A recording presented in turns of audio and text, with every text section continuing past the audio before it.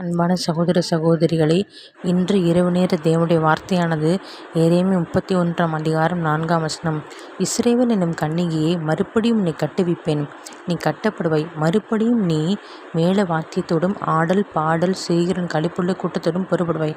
இந்த வசனத்தை கேட்டுக்கொண்டிருக்கிற தேவ ஜனங்களை, நாம் எத்தனையோ உபத்திரவங்கள், பிரச்சனைகள், பாடுகள், எதிர்பார்ப்புகள் மத்தியில் கடந்து வந்திருக்கலாம். ஆனால் கர்த்தர் சொல்கிற வார்த்தை மறுபடியும் நம்மை சந்தோஷப்படுத்தி சமாதானப்படுத்தி நம் எதிர்பார்த்த காரியம் வாய்க்க செய்வார். நம் எதிர்பார்த்த காரியம் நம் கைக்கு வந்து சேரும். அது நாம் நினைப்பதும் காட்டிலும் மேலான காரியத்தை கர்த்தர் நம் வாழ்க்கையில் செய்ய போகிறார். கர்த்தர் நம் சுகவாழ்வை சீக்கிரம் துளிர்க்கச் செய்வார். உங்களுக்காக ஜெபிக்கிறேன்.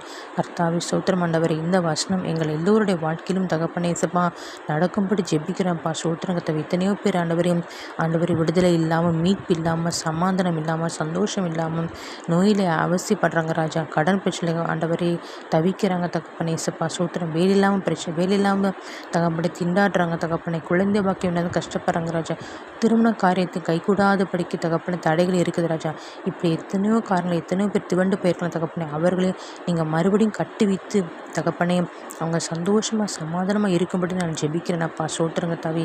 இந்த ஜெபத்தை கேட்டு ஆமென்றும் பதில் கொடுத்துருக்காம எனக்கு சோத்திரம் மீட்பெரும் இரட்சகமாக்கிற இயேசு கிறிஸ்து நாமத்தில் ஜெபிக்கிறேன் என் ஜீவன் நல்ல தகப்பனே. ஆமேன்.